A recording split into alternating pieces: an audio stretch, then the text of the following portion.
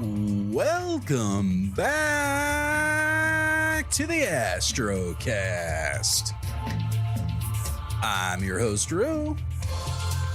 Today is Wednesday, April 8th, 2026. We are currently in a waning gibbous moon. It's around, 75%, 3/4. I hope everybody is doing well.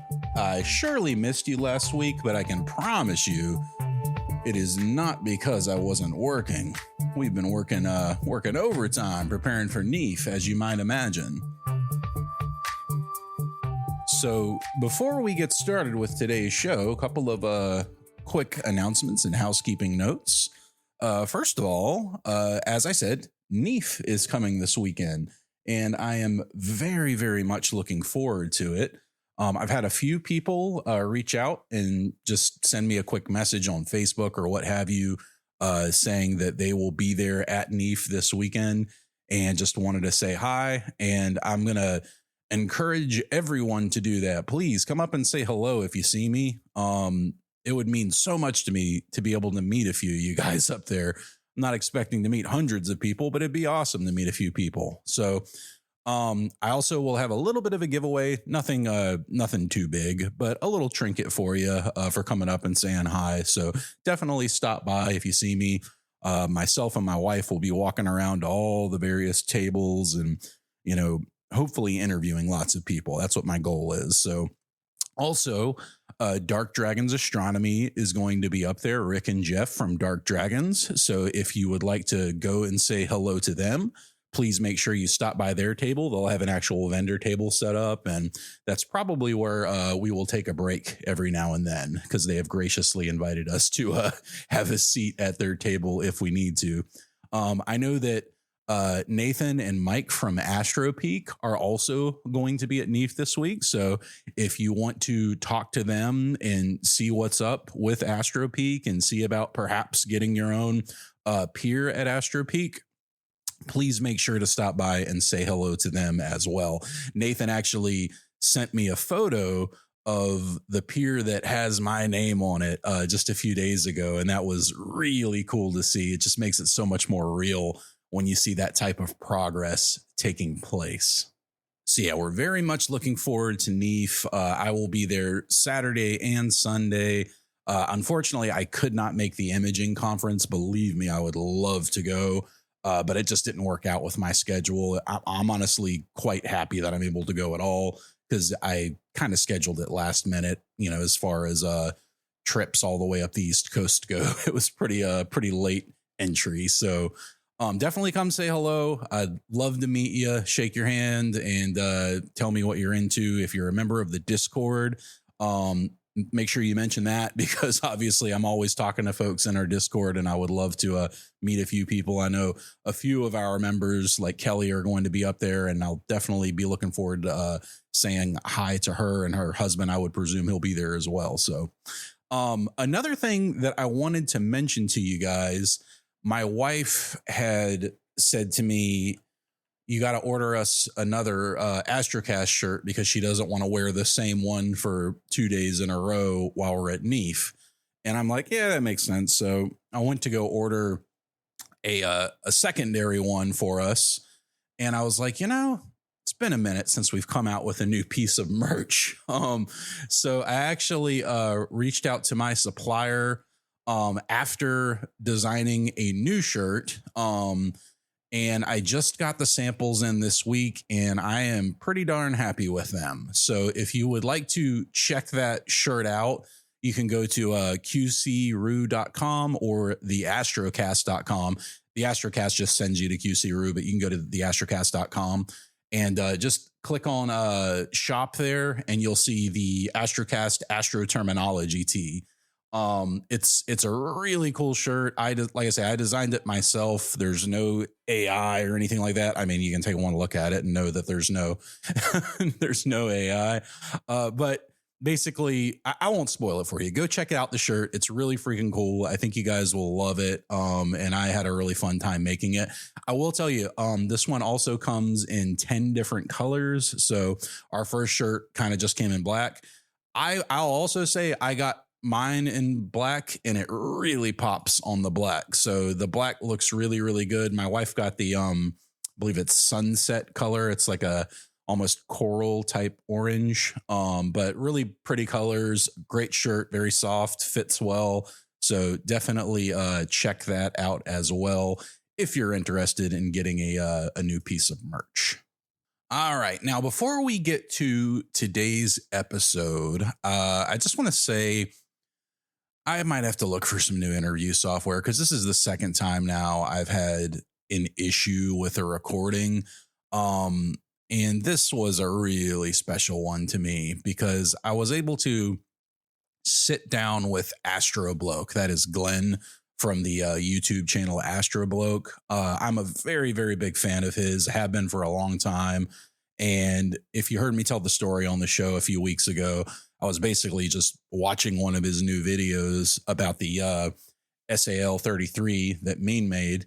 And I saw my logo pop up because he had mentioned the interview that I had done. And from there, I reached out to him and asked if he'd like to come on the show. He graciously agreed to do so. And we were able to sit down and talk and just really have a chat about astronomy and astrophotography. He told me his origin story. It's a really, really great interview and a great talk. I just want to apologize because for whatever reason, and I've literally yet to figure it out, my audio sound like it's coming from a tin can, and I don't know why. So I'm going to reach out to Riverside Support and see if they can tell me, because this is a one-man show, and unfortunately, I don't have a producer monitoring audio in the other room. It sounded fine when I was recording it. Glenn said he could hear me perfectly fine. So, I just made the assumption that it was okay. But anyhow, I cleaned up the audio on my end as best as I possibly could. It's definitely listenable, but I'm just kicking myself because you guys know I hold myself to a pretty high standard with audio quality. So anyway, I really, really hope you will enjoy this chat that I had with Glenn. So I will go ahead and toss it over to Rue. Clear skies. Like that. God knows the sky is the limit. I mean, yeah.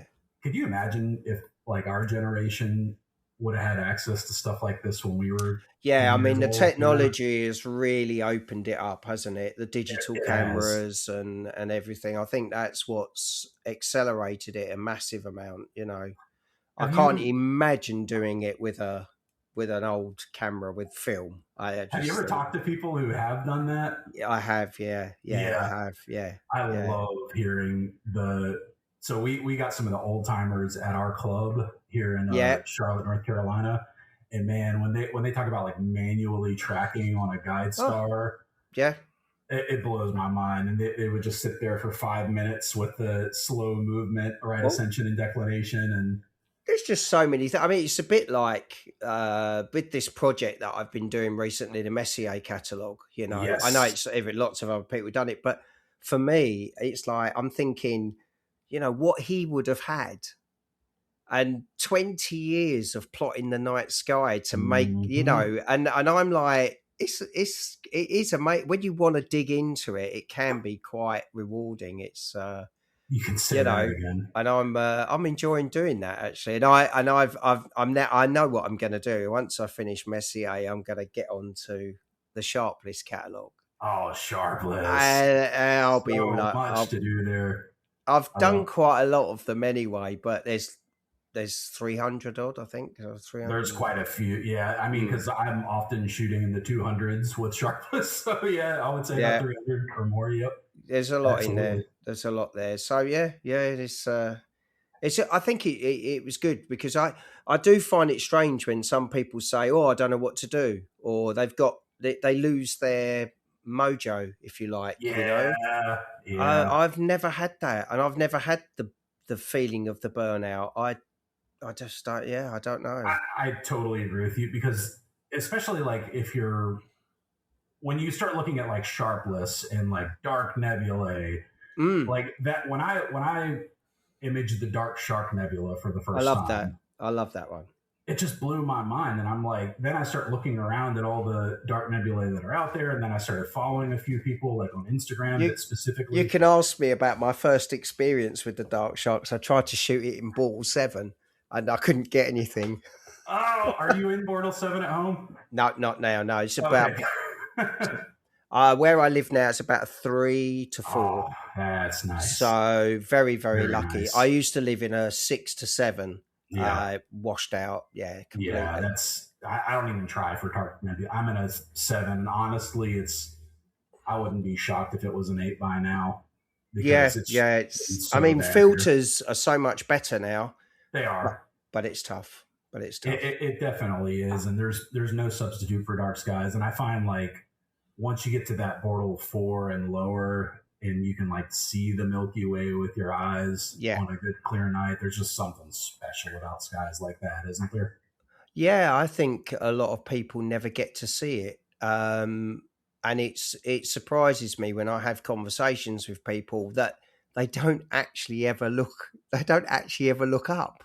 And when they sort of start knowing my hobby and talking to me, they do start to look, and then they start to go, wow, I didn't even know that was there. And you're like, so they say like 90% of the Earth's population does not have access now to even see the Milky Way with their own eyes. That's sad, isn't it? It's only getting worse every year. And then like, I think about like your nephew, for example, like they're going to grow up in a world where the stars might be something for the rich only, like, I don't know, take a boat to the middle of the ocean so you can see a dark sky kind of situation, and that is sad to me. Yeah, I think so. It's that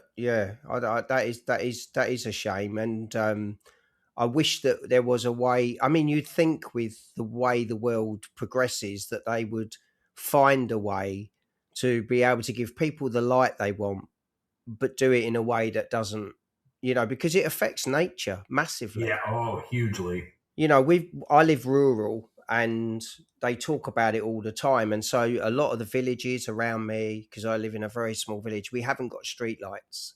So come nighttime, it's dark, and that's great. And there's a lot of that around here. So when light pollution becomes a discussion, it does evolve around things like nature, how it affects nature and things like that. So we I guess you could say if the Astrocast has like a mission statement, it would be awareness around light pollution, because it's such a big deal to me. I'm a big birder too. Like and when I first got into astrophotography, I had, as you know, a lot of nights where I could not do astrophotography because it was either cloudy out or the conditions weren't right, or, for any number of reasons. But I still wanted to practice with my camera. So I would start walking around my neighborhood with my little Canon EOS Rebel, and I just started taking pictures of birds because it was a natural subject that was there. And then when I learned more and more about astrophotography and light pollution and bird migratory patterns and how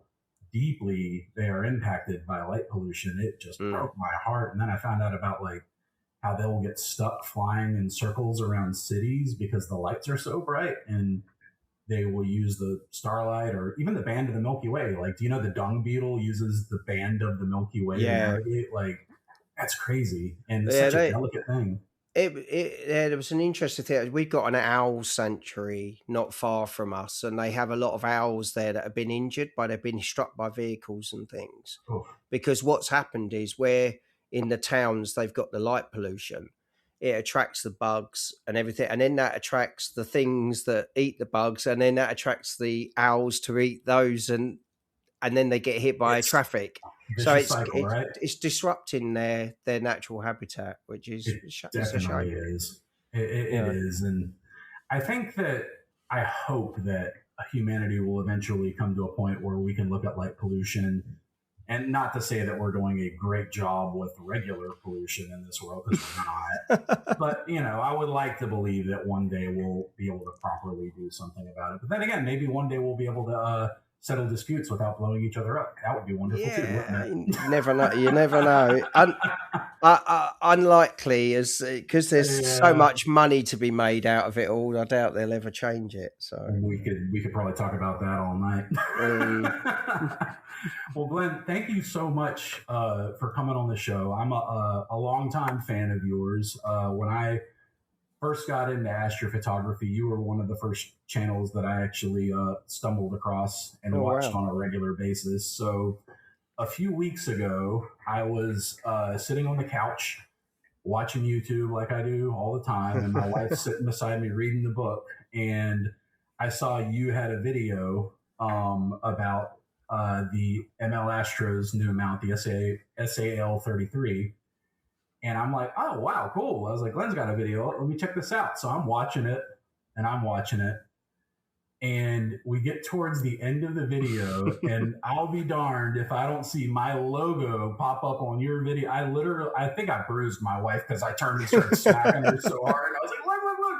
It was kind of like one of those "you have arrived" moments for me. So thank you so much for doing that. You have no idea how much that made my year whenever I saw that. That's really that's very kind. I mean, I don't know if I feel like I sometimes feel like a sort of an imposter. Sometimes I've never quite got used to Facebook pages where people go, "This is my afternoon," and there's a picture of a TV screen on the wall and it's got my face on it. That's a weird and feeling, it freaks me out because I'm like, oh my god, yeah, people actually watch me, don't they? It is odd because you got a Patreon too. I joined your Patreon and you joined mine after me and you started talking. And, yeah. You know, obviously the longer you do this, the more people know about who you are and everything. And like whenever I set up, I'm going to NEAF next weekend. Oh, I'd love to go to that. Oh yeah, man, love to have you. I know it's crazy traveling right now, so that's a whole other story. But it's going to be interesting for me because I know a few people have actually messaged me that I've never even spoken to and said like, "Hey, Rue, gonna be at NEAF next week. I want to say hi when I see you." And like, I don't know how I'm going to deal with that. That's an odd feeling. You it's fine. I mean, everyone's so kind and friendly, and I mean, when I go to shows, I've recently been to the Practical Astronomy show in the UK that's held by Alter Astro, and it's a busy day because you end up talking to so many different people, but it's so nice to meet the people that watch you. And you know, I'm grateful to them because I wouldn't have my channel without them. So yeah, it's a good experience. It's nice, you know. I mean, not everyone's a fan, obviously, but I've never had an egg thrown at me, so I'm not doing too bad. I totally agree. I totally agree with you on that. Like my favorite thing that has come out of my show is the community that we've been able to build around it, and the group that gets together and talks and everything. And I'm sure you probably feel the same way. Oh, I've made some amazing friends through. I would say I didn't do YouTube for any reason, but I've always enjoyed making videos, and you know, it keeps me out of trouble, basically. Yeah. And on those days that you can't image, you know, I'll be doing something for that. But it's opened so many doors for me. Invites to different places around the world, you know, contacts and all sorts of things. And I've made some lovely friends as well. So yeah, I'm very grateful for it. Very grateful. You'd say that again. It's there's something to be said about being able to talk with like-minded individuals in such a unique hobby, you know, because unlike other hobbies that are, you know, all over YouTube, you know, like your channel is extremely successful by any measure of astrophotography level, you know, in the hobby, however you want to say it. But like what I'm getting at is that I don't ever expect to have 5 million people listening to my show. And I love that because it makes for like a smaller, more tightly knit community. It's funny, when I started the channel, I had no kind of goal in mind of what I was going to achieve, you know, and I thought if 100 people watch me, it'd be amazing, you know. And when I got to the 1,000 subscriber limit. Me and my wife were out, and I remember it happening, and it was like a real moment. And I said, Oh "Oh yeah. wow!" I said, "Could you imagine if I got to 2,000?" And now I sit here with, I think it's 113,000. I don't even know where that happened. The last year has just flown by, and my subscriber count just grew and grew and grew. And I'm extremely grateful. It's a real honor. You know, it's a real compliment that people want to watch the videos. You know, um, and yeah, I'll keep going. Don't worry. Yep. Absolutely. I'm glad to hear it because I definitely enjoy your content. Oh, thank you. I try my best. I try to just be me, really. It's funny actually. I was talking to someone not long ago who was asking me some advice about YouTube, and I said the only thing I can say is try and be yourself. I said it's extremely difficult, and it takes a long time to become comfortable in front of the camera. Yeah. And when I look at my early videos, I don't even recognize the guy talking. You I know, know. I just like this little saying. I Really, know what you mean, man. Oh, I know what you mean. I know exactly what you mean because there is a real authenticity to your videos, and I think I'm sure that is what draws so many people to oh, them. that means a lot. Actually, you saying that because I try to do that. I mean, it's difficult because I also do try and how to put it. I try and make them a little bit entertaining Yeah, of and course. try and make them interesting. I did because I got out of the it's so easy to just put a camera in front of you and just sit there and talk for 15 minutes about something. Mm-hmm. And some people want that, and I understand that. But I try to sort of, I don't know, would I say jazz them up? I suppose that's what I was doing. Tell a story, right? I was just Yeah. trying to be a little bit creative with it, you know. And some people like the creativity side, some people hate it. I get compliments, I get complaints, you know, and you just have to I weigh love it it. up. I think it's great. I love, like, for example, the video I was watching earlier where you and your friend went down to a riverbank to Ah, photograph the yeah. Milky Way. Just one of the shots that stood out to me was the time lapse of you actually driving out to the dark sky location. I thought that was really cool. And that's something Uh-huh. that, like, a lot, and it's something small, like, you know, and you probably just, you know, hey, that was a shot of me driving out. But, like, it's the little touches like that to me anyway that Yeah, can make, you know, take it to the next level. it's difficult to get the balance right with things like that. But those outings are really important to me. My friend Simon, he only lives 20 minutes away in a place called Stowmarket. He's got a YouTube channel called Simon's Astro. He'll love the fact I've mentioned that. But he's a superb photographer. He used to do a lot of nature. He even did photography as a job. Oh, wow. So but he loves astronomy, astrophotography, and whenever we can, we get together and we go out, and we want to do a lot more of it. But unfortunately, this year the weather has completely stopped it for us. We've had months of no clear skies whatsoever. It's been very tough this year. That's, Very, I mean, that's a kind of a given where you are, but this year has been This year's been particularly particularly bad. bad. Yeah, it's been particularly bad. It's been so wet. It's been really hard, but it's getting better. But now it's going to get lighter. But that won't stop us. We will still get out when we can, and we've got loads of plans. And I mean, obviously, north of where I live is a county called Norfolk. I live in Suffolk. There's Okay. a county called Norfolk, and that's very rural. And my wife and I had a caravan, and we used to Mm-hmm. have it in Suffolk. So we bought the caravan to learn about this county because we didn't live here originally. We lived in Essex. Okay. So we used that to move to the countryside.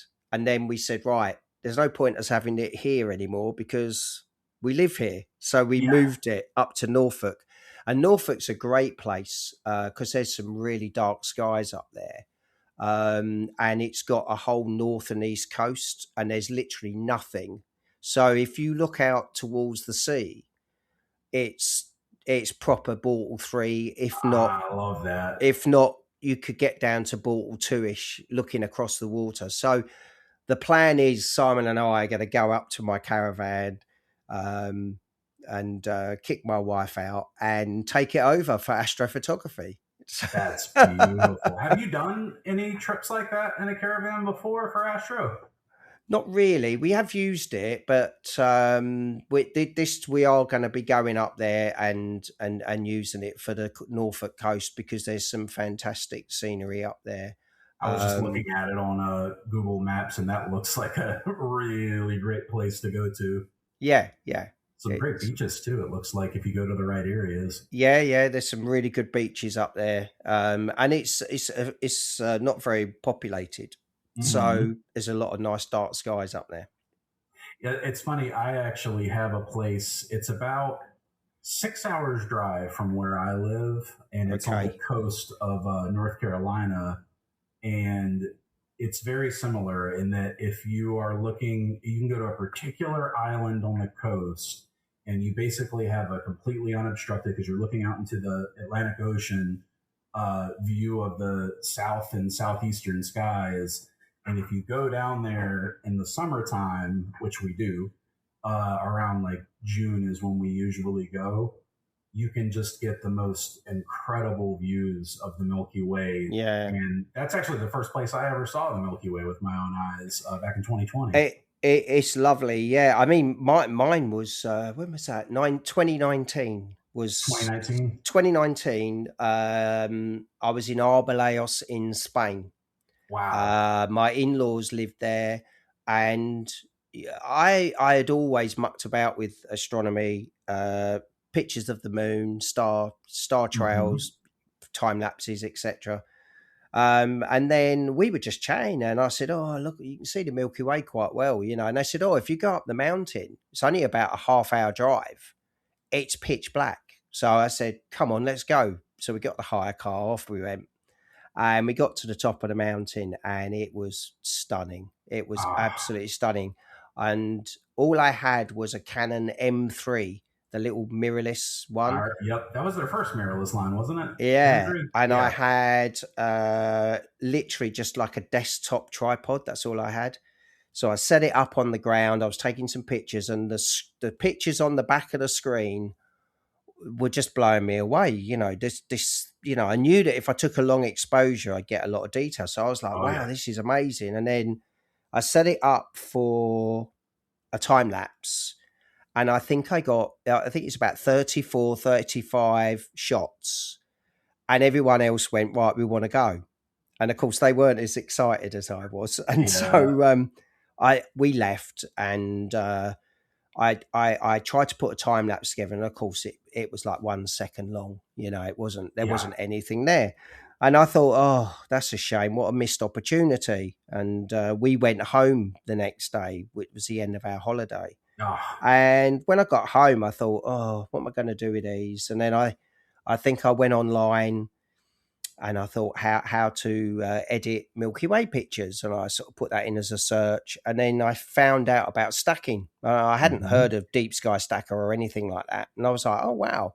And then up popped this geeky guy in a garage known as Trevor Jones. Yep. And back in the early days, you know, he was so excited about Astro. You know, I mean, he still is now, but I was like, God, who's this guy? You know, and I was watching him, and I thought, wow, you know, this is quite interesting. And I had a few lenses, so I was trying a few things out that he was talking about. I think I tried to take a picture of the Flaming Star and Orion, and they were awful. You know, my first Astro. The first ones, they have to be, right? My first Astro images look like they've been done with crayon. That's the only way I can describe them. They were terrible. And basically, I bought a Zenith Star 61 because that was a scope that he featured. I had a Star Adventure. Optics, right? Sorry? That's a William Optics, isn't it? Yeah, William Optics doublet. Scope. Yeah, I bought that, and I bought the Star Adventure tracker, and I started the hobby. And I tell you, as soon as I started that hobby, I was literally, it got me hook, line, and sinker. I was done, and I fell head first down the rabbit hole. I didn't even try and stop myself. I just went down there, and yeah, I look at myself today, the gear I've got and everything I've done, and I just think, wow, I'm still falling down the rabbit hole. I think. Know, man. Oh, I know how you feel. I know exactly. That's what happened to me in 2020 during COVID, right? Yeah. So like I found Trevor's channel. I went out and bought the completely wrong telescope. I actually bought I wish I had bought a Zenith Star and an actual star tracker. I went out and bought a little 4-inch Newt and thought, oh, I can make this work somehow. And anyway, long story short, I ended up with a SV Bony doublet and a CEM 26 after a lot of hard work and saving. And now I'm like, which mount do I want to use? It's got so much gear compared to what I had, 5-6 years ago. It's dangerous. You can end up with too much. I've had that, and I've basically made a choice to move things on. And funny enough, I had a CEM 26. Oh, did you? Yeah, and the ML Astro Sal 33 has replaced that. So I've sold my CEM 26 to someone who's very happy with it. And as I say, I've now got the Sal 33 along with my EQ6R Pro and my EQ8R nice Pro. Ooh, and that's a nice one. Yeah, that's my main rig. That's what's but I've got an observatory, so Absolutely. I'm deep in the rabbit hole. Yes, you are deep enough to. You got to build your wife a yoga studio so you can have the observatory. Yes, yeah, she's happy as she can be. Honestly, she's very happy, and I'm hopefully getting to the end of my building career. It's tiring. How do you balance your marriage with this hobby? Because this hobby can take up a lot of time, and I think it requires a very special type of relationship between myself and my partner, to where she understands if I'm going to be out until 3 o'clock in the morning some nights. But my wife is so supportive. I really couldn't ask for anyone to be more supportive. She knows that I'm passionate about it, and she just supports me 100%. We've both got different pursuits anyway. She's very into things like yoga and that. And I'm not. I don't do yoga, you know. But so we both give each other the space we need for our own things. Yes. I just try to make efforts to, when we can do things together, we do. I couldn't have said it better. But she's not a night. Excuse me. She's not a night person. So she'll go to bed fairly early. I mean, it won't be unheard of for her to be in bed by 9:30, 10 o'clock. And it's not even very familiar to me. And in the summer in the UK, it's not dark till 11. Yeah. So she's fine. She just lets me get on with it, and she doesn't mind what time I come to bed and whatever. And if I've had a really late night, she doesn't bother me in the morning. She just lets me lay in. And it sounds like we both have great partners in that regard, because my life is extremely similar. So that's awesome. She's amazing. I can't complain. So that's fantastic. You said you've been into astronomy for a long time. Was there any moments like in your childhood in particular? Can you remember like looking at Saturn's rings through a friend's telescope? Or no? I was never lucky enough to ever look through a telescope or do anything like that. But as a child, I was fascinated by the night sky, in that I would lay down if it was clear and just stare and look up. And my granddad, bless him, said I used to say to him, "Where's all these, all the lights?" And he said, "It's lights being reflected back from Earth." So I used to lay in the garden with a torch, shining it at the stars to try and make them brighter. I love that. God, I love that. I used to believe that I'm shining the light up and it's going to bounce back and come. I didn't know what I was doing really, but That's it was, great. and I don't know. I've always looked at the moon.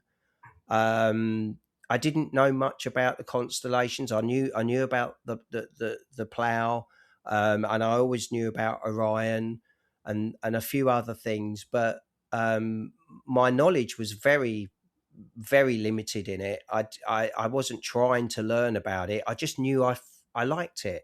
Yeah. And I think as I got into photography when I was an adult, I at night time, if it was clear, my camera would be pointing up.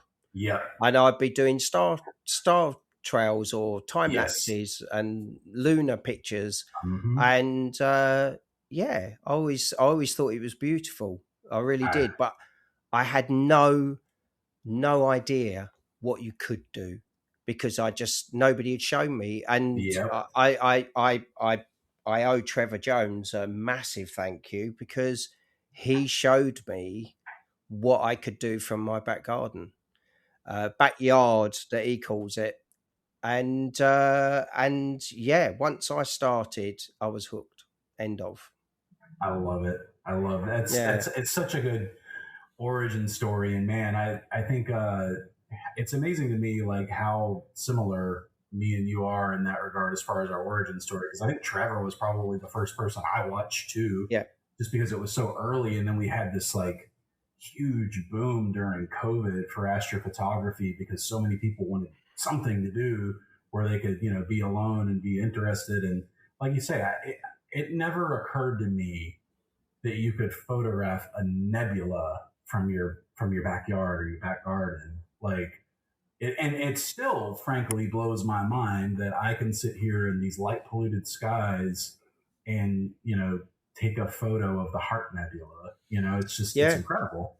It's when I start looking at numbers, things like what is it, the Hickson 56 galaxy, when they say it's 425 million light years away, and it's like that if you put those numbers down, it doesn't make sense. You just look at that and go, how can I be photographing something that far away? It's unreal, isn't it?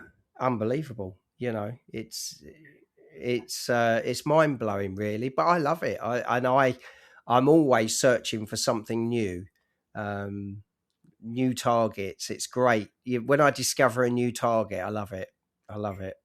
Do you have any favorite targets of the last year or two? I know it's always changing. If you're anything like me, I have favorite targets. Like I've got favorite nebula, but like anything that you've shot over the last year or two that WR134. I did Wolf Rayet star. Wolf Rayet, yeah. And that I did a long project of that with Simon. Funny enough, I started imaging it, and then I was talking to Simon. And he said, "Oh, what are you imaging?" I said, "Oh, WR134." He said, "I'm doing that as well." And I said, "Amazing!" Oh, wow. So we then said, "Well, let's collaborate," and that's what we did. And that came out really, really well. I was really happy with that. That was a lovely image. I so many images that I like. As I say, I've been focusing at the end of the year and this year, really just doing the Messier catalogue. And my thoughts are now moving towards the galaxies and planets. Mm-hmm. Because it's coming up for that season, and planets is something I've not delved into at all yet. Same. And I've got an SCT, a Meade 8-inch SCT, so I want to get that up. And I've also got an opportunity. AKA Astro have made a 180 super APO refractor. Wow. That they want me to feature, and they said it will be really good for planets.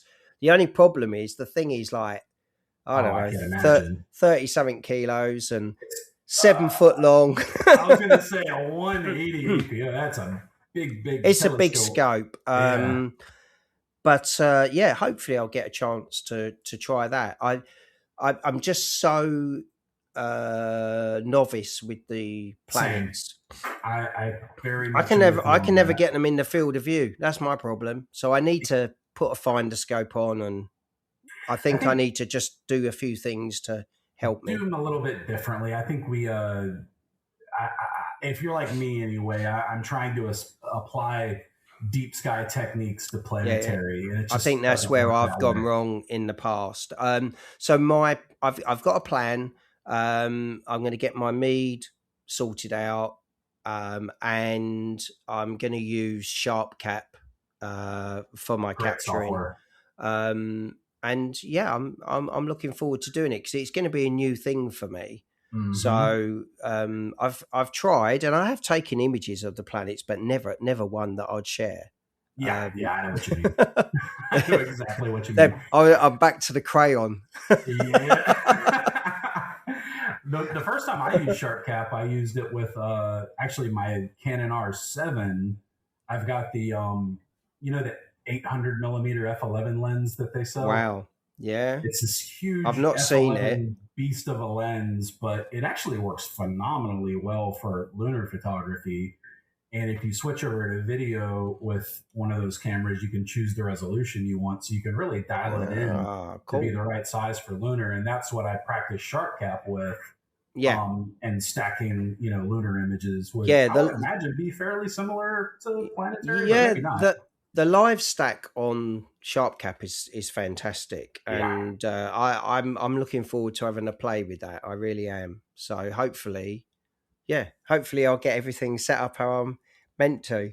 And also, I think SV Boney have actually they contacted me and they want me to look at the Mac 127, the MK 127. I've seen them advertising that Mac a few times, and it looks like a promising scope. I think that's useful for planetary as well. So fingers crossed, I'll have a load of planetary stuff to play with. So that's awesome. Watch this space. It's just like a whole other ball field too for astronomy. Like an entirely different field to get into, which, as you say, you could spend 3 lifetimes on deep space, and that's before you even start looking at Saturn and Jupiter and Venus and all of the other, beautiful planetary images. Yeah, it's a conversation I have with friends, actually. I've got a lot of friends that don't do the hobby, and they say to me, "Oh, Glenn, are you gonna do this on the solar, or are you gonna do, And I go, the problem is my gear's not set up for that. My gear's set up for deep sky.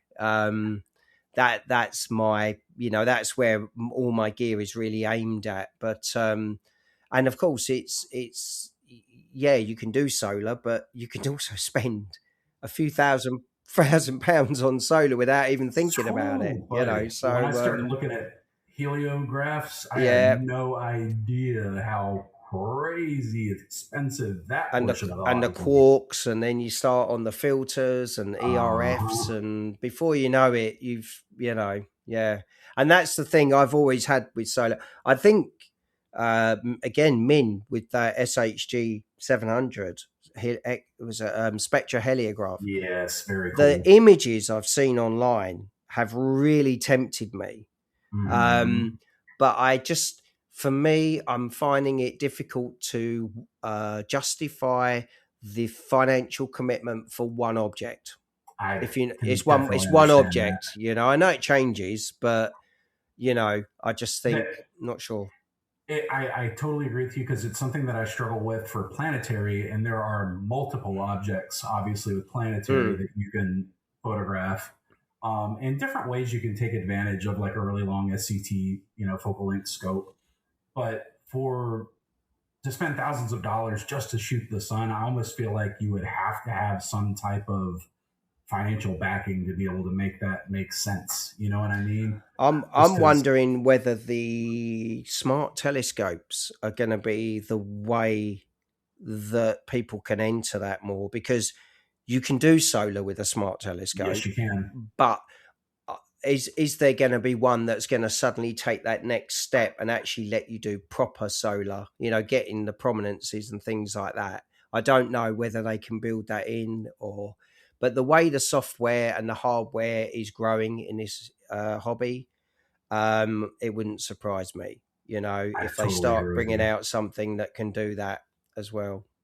One of my listeners, a member of our Patreon, actually, Kelly, she's such an interesting person because she's like she's a mom to 2 kids that are in college, and she lives way out in the country and raises livestock. And one day, I guess she stumbled across a YouTube video and was like, wow, that's interesting. And she is not a tech person by any means, but she dived headfirst into it. And here she is a couple years later, and like she's putting images out that are very, very high quality. And anyway, the other day she has a sea star, and she posted a solar image in our group chat. And one of my friends who's been doing, deep space objects for years, he commented, well, that's one more solar image than I've ever taken. And I was like, you know what? He's right. Yeah. I've never taken one either myself. So they definitely are pushing the hobby forward in that way. I think so. I think it opens opportunities for people to try things that maybe they wouldn't normally, And I know I've pointed a few smart scopes at the sun and had a look, and I can see the appeal, especially if you've got, like, say, a partial eclipse occurring or something like that. Yeah, that's awesome. I think we're going to get one later this year. That's what I was thinking.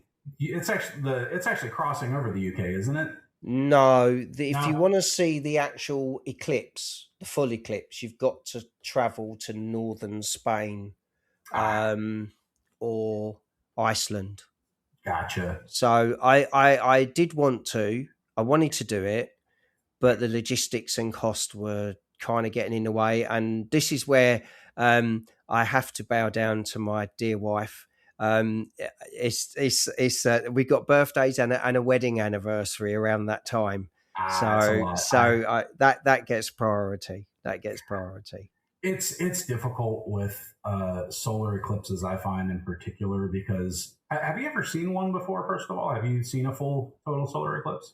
I think I saw one as a child, but I had no clue what it was. Yeah. I just thought, I was just like, wow, it's gone dark. I think I'm the same. I think I saw one like first grade or kindergarten, maybe, like as a little boy. But I was lucky enough in 2017, we had one that passed by the southeastern United States. Okay. And I had to drive about an hour is all to get to an area that was going to be in totality. And oh, buddy, it was special. It was. I think now I'd get goosebumps. Yeah. I mean, I watched. Funny enough, I watched Trevor Jones's one on the eclipse he went to. Mm-hmm. What was it the other year? Wasn't it? Was it 2022? Something like that. A couple of years ago. And it was a few years ago. Yeah. He captured that so well in the video because I really felt the excitement and. I thought he did a really good job with that, and I just thought, I really want to see one now. You'll get a chance to. I will Definitely. I've told my wife I've got to live until I'm 96. What happens at night? Is it Halley? Halley's Comet. Yeah, okay. I knew it because I'm pretty close, and I also want to live long enough to see Halley's Comet return. So yeah, because I'm one of these people that I'm older than I appear. A lot of people are not aware of I think they don't think I'm as old as I am. You look like a pretty young man. I mean, I don't know your age. If I had to guess, I would say 41, 42. Yeah, I get that a lot, and that's really kind of you. And I'm going to shock you, but one of the reasons why I can't do the solar eclipse is this September is my 60th. Really? Yeah. Wow. Well, Glenn, you look phenomenal, buddy. I do try and look after myself. However, I don't know if when I was building my wife's yoga studio, at the same time, I don't know why I did this, but I was also dieting. So I was losing like silly amounts of weight. I needed to lose some weight, but I was losing silly amounts of weight. Yeah. And I actually went too low. And I was really tired because I was doing things I hadn't done before, like tiling the roof and things like that. Yeah. And then I said to Keely, I said, I've got to do a video for YouTube. I've got to finish this video off. So I was like sitting in front of the camera doing the video, put it out. Didn't really think much of it. I was getting messages with people saying, hi, Glenn, are you okay? Oh no. You don't You don't look well. You don't look well. Oh no.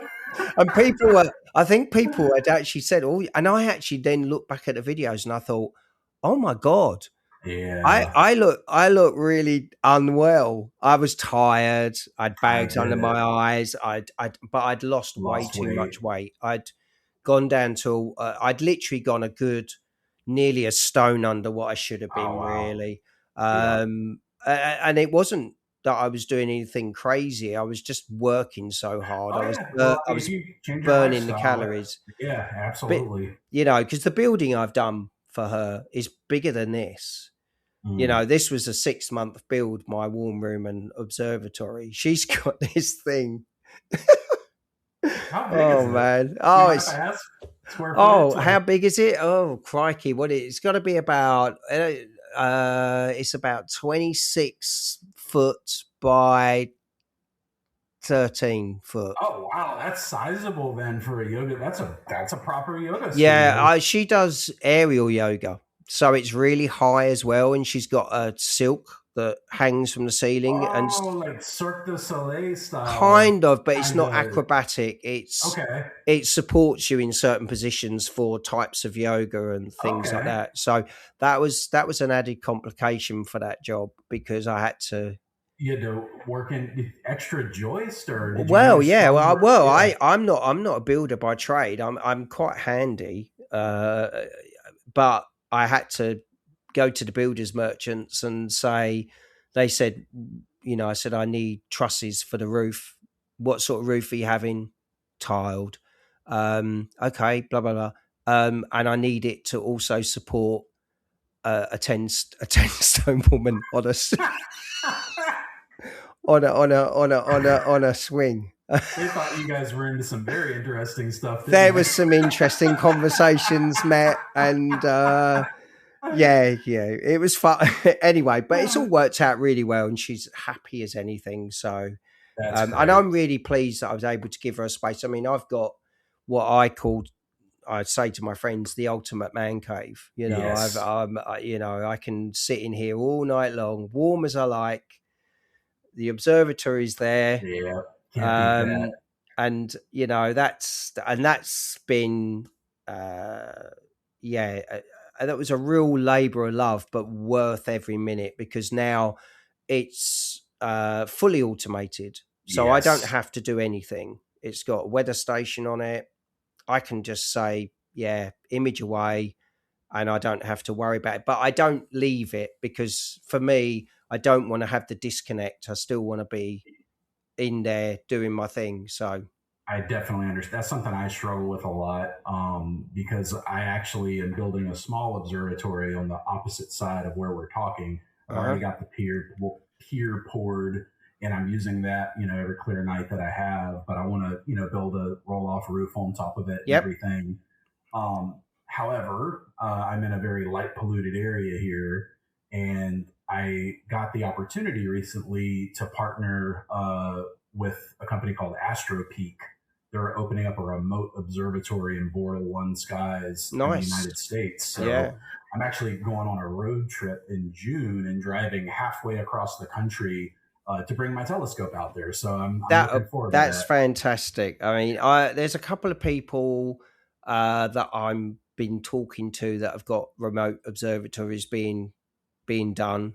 And I am interested, but I've always questioned myself about the disconnect, you know, from it. I understand that struggle very, very, very much. And it's tough because I'm a very hands-on person, sounding like you are. And there's something to like when you need to fix something yourself, just going out and fixing it, right? Yeah, it's kind of like what I said, that the journey is the biggest part for me. And I mean, it's frustrating as hell when your gear doesn't want to play ball. Yeah. It doesn't want to work. you know, it can drive you mad. But the sense of satisfaction when you finally get something sorted, you know, you fix it or you find out what the problem was, and this is a hobby of problem solving. There's no two ways about it. But I am extremely hands on. I love gear. I'm a proper gear head. I love it, same. you know, and you know, I'm a real sucker for shiny metal. I can't help it. That's why, and that's why when the Sal 33, when that was delivered, I literally sat there for 10 minutes just holding it. You know, I look like Indiana Jones. You know, that just kind of Temple of Doom. You know, I had the prize in my hand. You know, yeah, it's just a beautifully engineered piece of work, and I love things like that. And I always appreciate things like that. I think it's really nice I to love have. the laser etched covers that I think that is just chef's kiss, just like such a beautiful touch on his part. I think that's an extremely nice thing that he's done there. I've got mine, you know, to have your personalized plate on there just makes it special. I mean, it's not going to change anything, but it's just a nice thing to have. It really is. I couldn't agree more. You know. Now, you mentioned something earlier that I wanted to ask you a little bit more about. You'd mentioned acquiring too much gear and how to kind of let go of some of the old stuff. Tell me a little bit more about that, because this is something I'm actually starting to run into. And I don't like for stuff to sit and collect dust, especially when I know someone else could be using it. Yeah. How do you struggle with that? How do you deal with it? Like, what's your take? Well, I suppose what I've started to do is I've started to question, what am I really going to use? And I got things that are just sitting in a corner gathering dust. I've got a Skywatcher 130 PDS, which I did a load of videos on when I first got it. It was my next scope up from the William Optics 61, and it's a great starter scope. I mean, I can't talk in dollars, unfortunately, but it's £179 new when I bought it. I think it's about 240 now, 250. But for that money, the bang for buck is unbelievable. The return that it gives, and it's one of those scopes that you can customize so easily. There's so much you can do to it. Anyway, that has sat doing nothing for quite a long time. Yeah, but it's now in my shed, and I've actually 3D printed a new front for it, and I've got a new focuser to go on it, and so I'm actually going to be doing a video soon about sort of resurrecting it from the dust, if you like. So that will be a scope I'll never get rid of. But I've got another Newtonian, an Orion Optics VX6. Nice. That's kind of become redundant, and I think that is something that I will think about moving on. Now, whether I look to sell it or look to gift it is, you know, it depends. If there's the right person, then I'll gift it. At the moment, as I think I said to you, my nephew has got a dwarf lab that I gave him. He's only 10, but he's really getting into it. Part of me thinks, well, maybe I'll hold on to this. You know, when I can, I'll get an old mount. Yeah, I'll build a rig for him. And, you know, if he really gets into it, then he's got something, you know, to get him going. But yeah, it's difficult. I mean, I don't know. It's there's always something new coming out, right? Like there's always the next best thing. And I've learned to slow down on that stuff and not like, I have to. Man, I gotta have this, you know, because having the newest and greatest does not improve your images. It does not make it more fun. It's just another piece of gear, right? It's easy to get, and of course, I get offered a lot of equipment to review, and it's great. You know, for me, it's a nice thing because I get to see equipment that I most probably wouldn't buy, or I can't afford to buy, or it is too much of it. I'm very wary though that I don't want to become a review channel. So I always try and mix it up, and I try not to do too many reviews. But it's very difficult because you get offered a lot once you start. It snowballs. I have to say no quite a bit. Did you notice like a turning point for that on your channel? Like when 10,000 subscribers. Really? Was that it? I think that was and then I started to, but then I got offers of I've been offered to review a teapot. I'm not joking. I had a company say, would you feature our teapot? And I was like, what? I've had all sorts of, I think the funniest one I had was a company offered me a paid trip to Turkey with whichever dental treatment I would like to promote their dental clinic. Wow, in that's Turkey. Interesting. And I was like, beautiful white teeth. I was like, how? For me though, I just think you have to stay.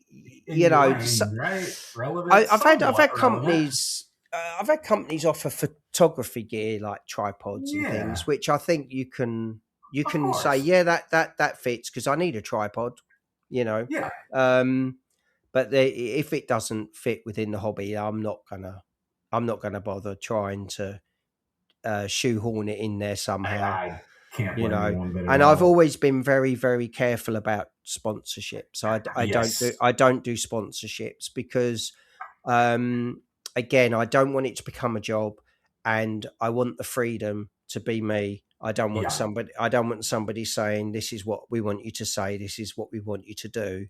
And I've had a couple of people be quite specific about how they want me to do the video. Oh wow. And then I always say, well, if that's what you want, I won't do it. Yeah. And that they either back down, or most times I don't hear from them again. Just don't continue there. I can't blame you one bit at all. And that's something that's really important to me. I knew kind of from the get-go, I'm somebody who, and I guess it's probably not very unique these days, but I really loathe commercials and advertisements. And I realize that like it's a part of life that we just have to deal with. But in podcasting specifically, and I don't know why this is, you think I would know as a podcaster, but it seems like some podcasts have a lot of commercials and then others just have none. And I knew early on I wanted to be in the none category. So I'm like, I'm very careful who I partner with on anything. And I think to date, technically speaking, we have lots of partnerships. I've got affiliate marketing, of course, but I think I've only got one true sponsor of the show that actually like sends in a check on a regular basis. And I'll mention them on the show, but they build remote observatories for people. Well, that's and never once said like you need to say this. I think just support the show because they like it. Yeah, I think if someone was willing to sponsor that was astrophotography related and wasn't trying to steer me in what they wanted to say, I'd mostly consider it.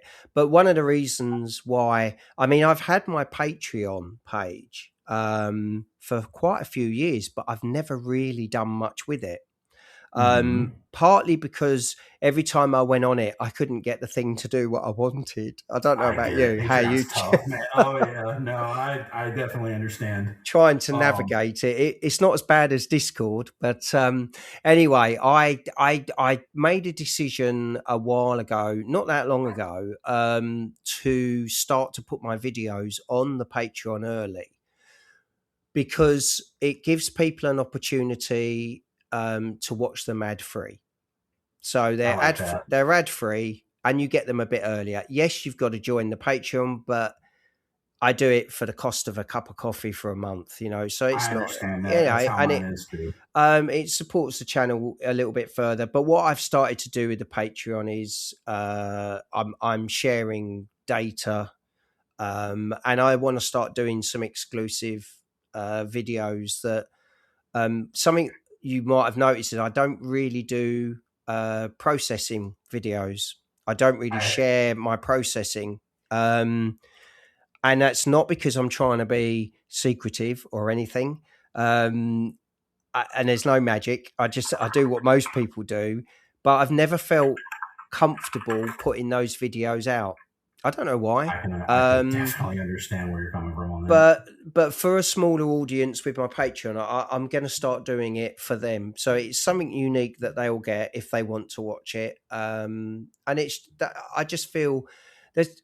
I'm not saying that YouTube is a bad platform, but there's some things with YouTube that are a bit strange. Don't quite sit right with me. They're quite greedy. They're quite They're quite controlling. The 3 strikes rule is terrifying. Yeah, I've never had a strike. I've been really lucky. I bet I've given it a kiss of death now. It's funny. So years before I started doing any of this, I've had the same Google account since I was a beta tester for Gmail back in like 2008, I want to say.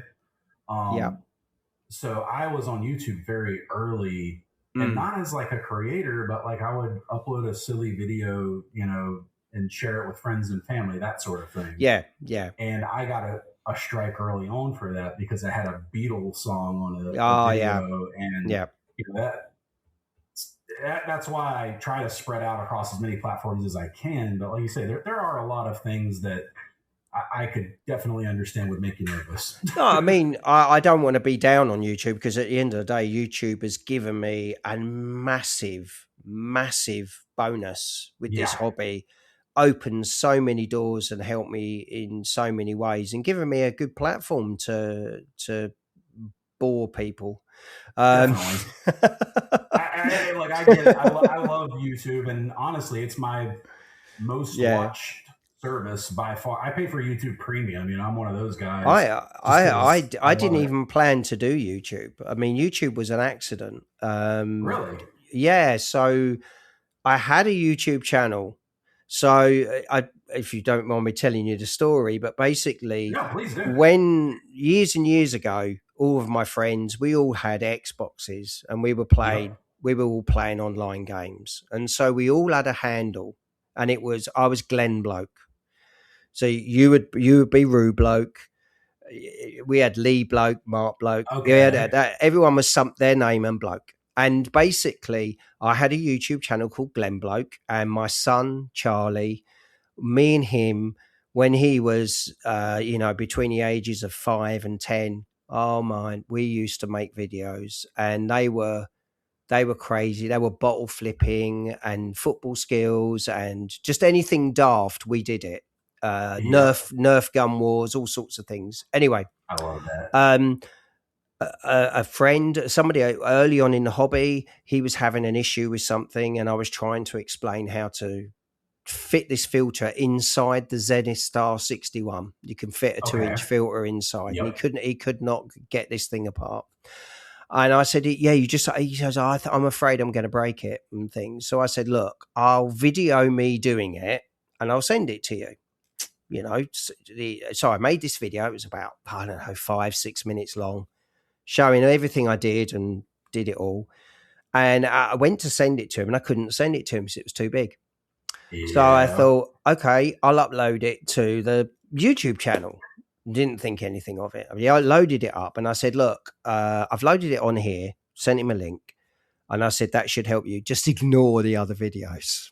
Okay. Yeah. That was mine. Yeah. And off I went. And then I can't remember what happened. There was some kind of alert or something. And I looked and I was like, oh, hang on a minute. Like something like 150 people had watched this video. Wow. But the problem was they'd been looking at the other videos as well. And one of them is of me running around the garden in a mankini. Oh, God, I love it. So I'm like, I need to move this. Yeah.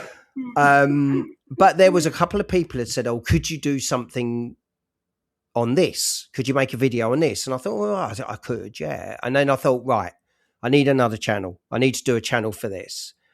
And of course, that's where I just went, well, what should I call myself? Astrobloke. So that's A where the legend name is came born. from. I So I love did it. Astrobloke, made the channel, and then I did the video, and then it became another video, then it became another video. And I think I'm something like 400 plus videos in now. You're definitely approaching 500. I was looking earlier, and Is you're it? definitely up there. Yeah. I've made a few videos. Yeah, Yeah, you definitely say that. yeah, You know, it's yeah. funny too. I went and checked when you mentioned Simon earlier. I've actually already been subscribed to Simon. I was about to go Oh, subscribe to him, and I realized I'm already subscribed. Simon's a lovely guy, and I met Simon when I very first came to Suffolk, and because this is where he lives. He's always been from Suffolk, and I think I put on YouTube or on one of my pages that I was in Suffolk at our caravan, and he contacted me and said, "Look, I don't live far from you. What are you doing?" I said, "Well, I'm going to go to Dunwich to do some imaging." And he said, Mm-hmm. "Would you mind if I met you?" And I said, "No, absolutely not." So met Simon, absolutely lovely guy. We got on so well. Um, keen astrophotographer and everything. And he wanted to start a YouTube channel. And I said, "Well, just start it." Yeah, I said, at the end of the day, that's all It's the you can hardest do. part. Just start it. And Mm-hmm.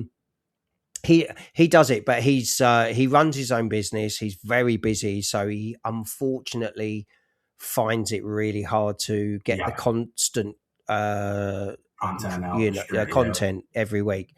But I said to he said, but all I want to do is start it off and get it going, and then hopefully when I retire or I get the time, I'll then get into it. And I said, yeah, yeah, that'd be great. But yeah, that's how I got to meet that's Simon, and great. he's a really good friend now. I mean, we speak often, and we collaborate often too. Yeah, you do. Those are some of my favorite videos. And I've met some of my best friends now through astronomy and the hobby and the Astrocast. Like I think I'll tell you briefly. Last year in August, and actually it was. Let me take it back. A few months before August, it was in April of 2025. I got an email from a listener who was actually from Chicago, but he was down in the Atacama Desert for the first time, seeing southern skies with his own eyes from arguably the best skies in the world. And he wrote me this really personal, 2-page letter explaining like what the show meant to him and how he relates to me. And we ended up becoming very good friends. And Oh, he that's actually he invited us up to his cabin last summer, and cool. it's in Wisconsin, and it's Bortle 3 skies. And we went up there, and a bunch of people from the Patreon showed up, and man, we just had the best time. And See, now, that's special. That's yeah, there's not. I'm sure there's other hobbies that get that, but there's something about the community. I've been truly, to some star parties and had some great times, and just hanging out and just looking at each other's gear and helping each other sort things out. right. And I always say this, but some people say, "Oh, you're I really look up to you and you're a YouTuber." And I say, listen, it doesn't matter whether you've only been in this hobby a week. I bet you it's something you can teach me. You can always share. There is something to share, and You'll different do perspectives. something. Yeah, I say there'll be 100% agree with you. something that you do that I'll go, "Oh wow, what a good idea," and I'll take it. I agree with this so much, because whenever I first started the channel, the first few members that came in were brand new to the hobby. Yeah. And they looked at me like I was Yoda, and like, I am not Yoda. Yeah, exactly. You know what I mean? Yeah. And now we've got members in there who can run circles around me in this hobby, and I love that. That's where that's where I feel the imposter syndrome. And then, right. But I've always been open that, I'll never put people down or anything about anything like that. I'm always very positive. And, I was brought up, if you haven't got something good to say, then don't say anything. That's me. That's just how I am. But I always think, I always give people, even if they've only just started the hobby, I'll listen to them and I'll give them time, because it's amazing how many that they'll say something and I'll go, wow, that's a really good idea. That's better than what I do. And you could say that again. And I'll change it, Just a different point of view can make all the difference, right? Totally. But I think this is it's a strange hobby. I mean, it's I was talking not long ago about images because Simon had put an image up and had got quite a negative comment about it. He just put it on social media, loads and loads of likes. Everyone liked it, and then this one person had put quite a sort of an unkind comment, sort of basically saying it wasn't any good. And it's like, I don't understand that, because for me, the thing about astrophotography is I think there's different types of astrophotographers. I think you've got certain people that want to get the scientific data. They want to be as true to that scientific data as they can. Then you've got other people that, and this is more like Simon's camp, where he's a photographer. Yeah. So for him, it's about the image and it's about his interpretation of that image. And I think once we start getting there and we're using different color palettes and, different levels of saturation, etc., it's personal choice. Of course it is. And what one person likes, another person doesn't. But I'm the world go around though. Like, you have to respect people's art, because this is art at the end of the day. Yeah. And if you don't like someone's art, I mean, it happens to me. I'll see a picture and it doesn't do anything for me. The last thing I would do is put a negative comment. I'd just move on to the next one. That's how I always have been, because I'm sure I've done images that it's not for everyone. It's it's how I like it. It's what I wanted it to look like, Heck, I've done images where I look back at them now and I hate them. Well, but that, we're our own worst critics, as we've all got them. But they do, the old images that I'm not happy with, what they do is they drive me to go back to that target and image it to a level that I would be happy with. We talked about the image, The Dark Shark. Yes. I would say I imaged that 3 times before I got to a stage where I went, I'm happy with that. I love that. And I've still imaged it since. How you can do that year after year with the same target and just see yourself grow over time. Absolutely. I mean, if I look, I keep all of my images in year. I spent, my wife said, where have you been? I went away for about 3 days just trying to sort my computer Sorting data. Oh, wow. Man. I'm not on that vacation yet. What a mess. Yeah. I mean, we're talking well over a terabyte of data. Ooh. Yeah. So but now I've got all of my folders for each year organized with images and data, and I don't keep all the data. Everything up. That's awesome. A lot of the time I'll just keep the masters. I won't keep all the same way. All the lights, because there's too much. I love looking back and then seeing how an image has progressed over the years. And I remember seeing, like, maybe, I don't know, my 3rd or 4th attempt of an image, I'd be like, oh yeah, I've nailed it.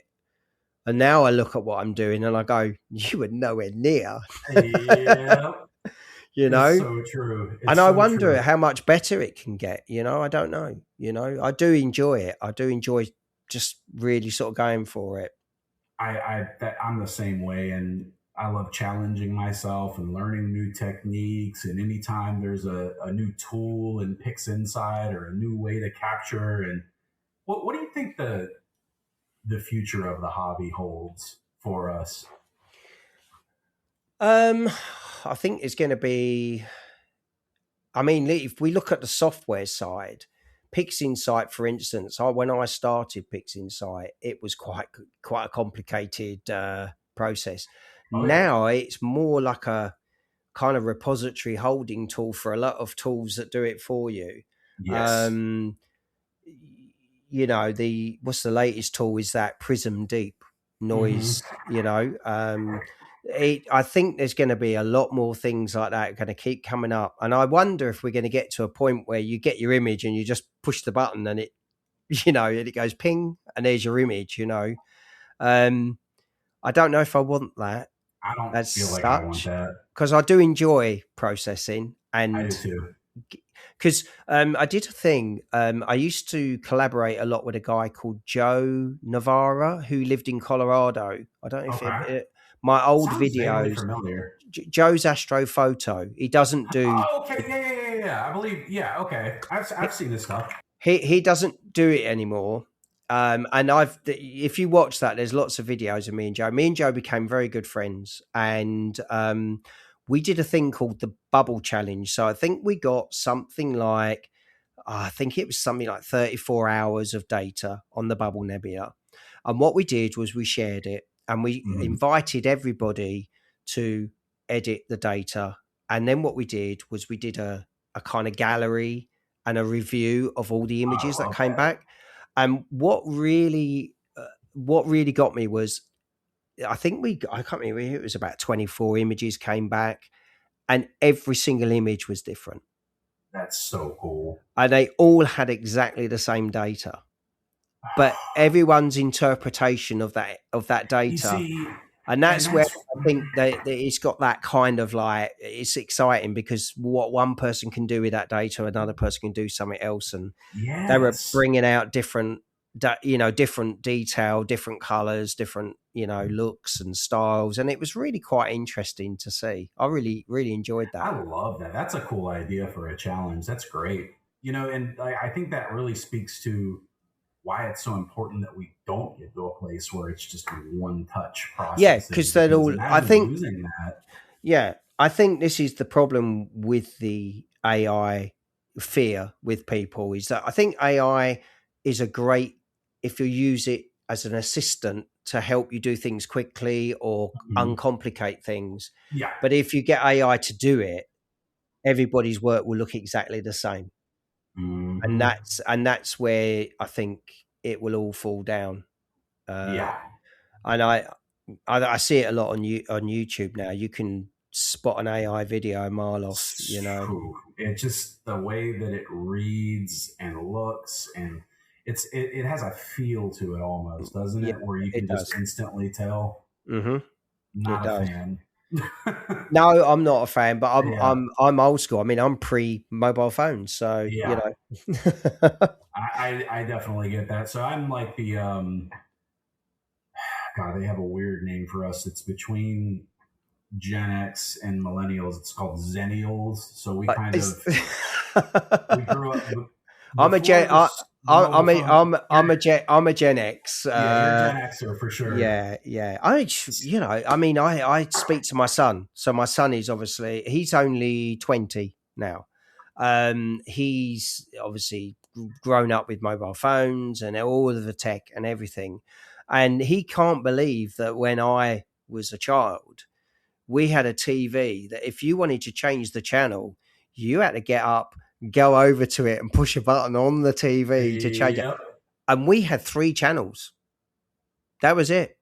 There was no Sky. There was none of these cable, satellite. There's nothing like that. It was 3 channels: BBC One, BBC Two, ITV. Wow. That was it. That was all you had. And what would you watch? What was your favorite show growing up? And at midnight, it would turn off. As a child,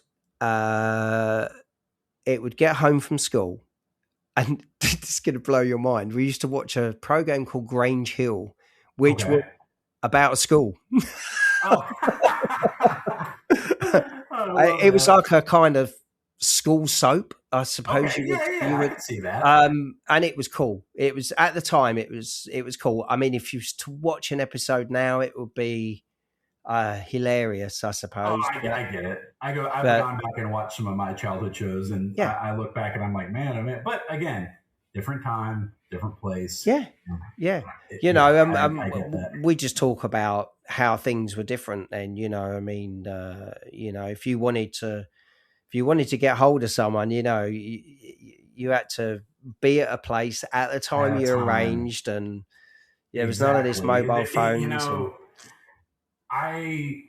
This is something that like I think all of us that are from a certain generation and older, we kind of wistfully look back upon. But man, there was something really special about like meeting up with a couple of friends, going out for the night, and literally having like no connection to anyone else. You're just with your buddies, and you're out and about in the world, and that's that. No distractions. That's the screens are a distraction. That's the problem. They are. They truly are. But they also help now, I mean, as I say, I can be out, and like tomorrow my wife and I are going up to Norfolk to our caravan. We've just had the deck put back round it, and we've had a few things done, and we got to go up there and check on it, and we're going away for a couple of days. Tomorrow night is clear, so I will be picking my phone up or my laptop, and I'll be remoting in, and I'll be beautiful, and I'll be imaging from home. So, that was the reason why I built this, so that I could do it whenever I wanted. That's really cool. That's something special, and that's something. It's kind of similar. Do you mind if I ask how far it is from your home to your caravan? Like how many kilometers? Crikey! We do it in miles. It's about it's about 45 miles. Okay, so takes just over an hour. Just over an hour to get there. It's not far. It reminds me of the club. So we have the Charlotte Astronomers Club, and it's about an hour outside of the city in a darker location. And so many people down there have their little buildings, and they'll remote into them. In the UK, we would have trouble driving the distances you drive. We'd end up in the sea. It's not that big. I thought you guys did kilometers. It is miles in the UK, because obviously it's miles here in the US as well. We're a real mix of imperial and metric, and I'm from an age where we still talk. We were in the process of converting from feet and inches to millimeters, centimeters, and meters, and kilometers, but we still have miles an hour on our cars. Speed limits are all still in miles an hour. Okay, but they mix it up. It's a complete mix up. But you'll be on the motorway, and it will say, I don't know, 300 meters to whatever, and you're like, okay, fine, But then you'll see a sign that says next exit 1 mile away, then half a mile. But then it counts down, and it's all over the place. Can't make its mind up. It's all over the place. Yeah. Can't get it to settle. Oh man. Well, Glenn, I want to first just want to say thank you so much for coming on the show. I know a lot of our listeners are big fans, and it means a lot to me to be able to sit down and talk with you. So I just want to thank you big time for sitting down with us and just having a chat, man. I really do appreciate it. I'm thank you ever so much for the opportunity. It's lovely to just chat with like-minded people like yourself, and I've thoroughly enjoyed it. Excellent. Thoroughly enjoyed it.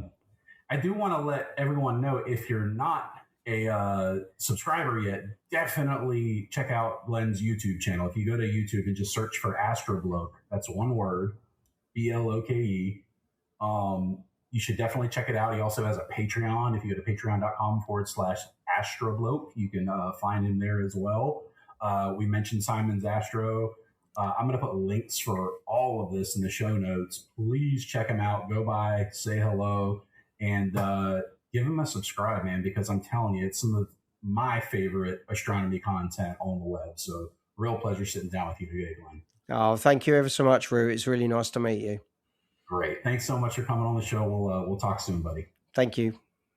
Wow. What a guy Glenn is. I got to say, that was one of the most enjoyable conversations that I have had about astronomy since I started the show. And I mean that. He's really, really a cool guy with just a ton of experience, plenty to teach you. And I just want to really encourage everyone to go check out his YouTube channel because it is just top-notch, high-quality content. And if you're like me and you watch a lot of YouTube, you should absolutely be checking out Astrobloke. I also want to apologize to Glenn again for the audio quality on my end. I feel like it's amateur night at the Improv listening back to this as I'm editing it. I did clean it up as much as I possibly could.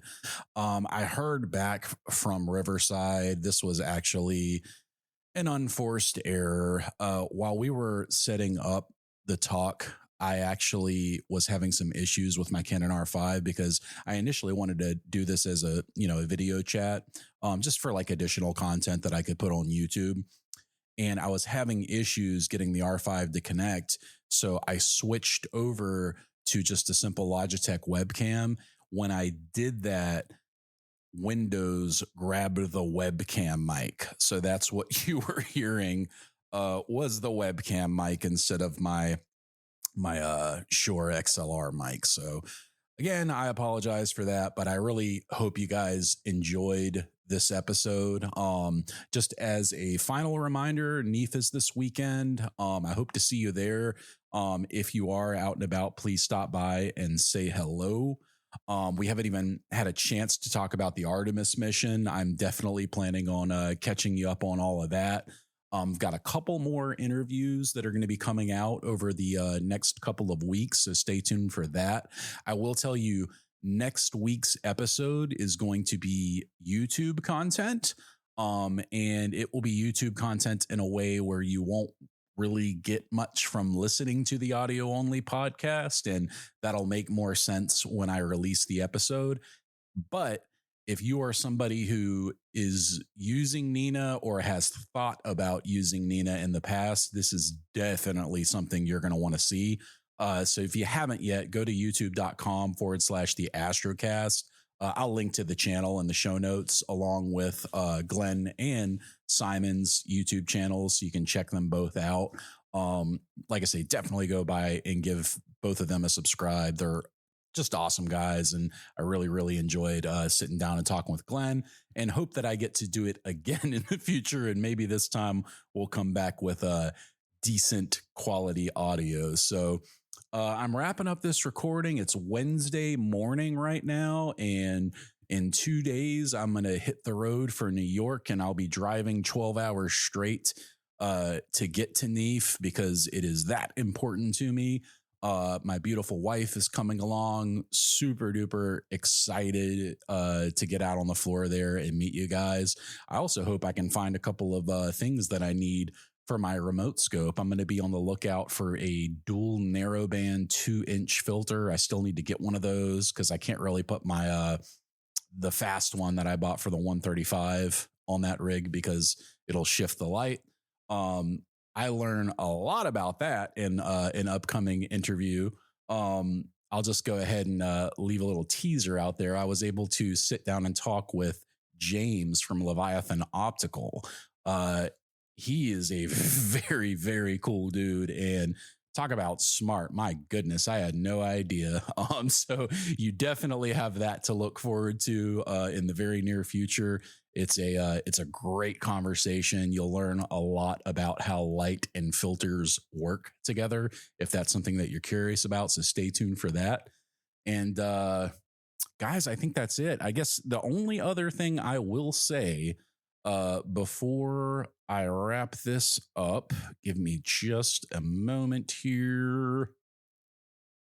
I'm literally pulling something up on my phone as we speak because this is something that I do every week, and I definitely don't want this week to be different. I wanted to welcome our newest member to the Astrocast family. That is Craig Raridan. Craig, thank you so much for supporting the show. It means so much to me watching the family grow, as we call it. We're just about to 50 paid members in the Patreon, which is just unreal to me that we've brought it this far. So welcome to the group, Craig. I've already seen you talking a little bit in there, and obviously we'll get to know you more as time goes on. So welcome to the family, man. If you'd like to join and hop into our members only Discord, you can do that by visiting patreon.com/the Astrocast. And then one final thing I'll mention before we wrap up, I think I might have said it at the beginning of the show, but I recorded the intro the other day. So if you want to check out our new Astrocast shirt, you can go to theastrocast.com or qcru.com/shop. Check that out. I'll also have a link in the description for you. It's a really cool shirt. It's called the Astro Terminology Tee. And you'll see why when you go have a look at it. So check that out. We will be back next week with an all new episode, and man, oh man, I cannot wait to get to Neef. So I'll keep you guys posted on that. Follow me on Facebook at the Astrocast if you'd like to see some live updates from the floor at Neef. I'm hoping to do a little bit of a live stream from the floor, but we'll see how things go. But I will see you guys next week. You have been listening to the Astrocast. I am your host, Drew, and as always, clear skies.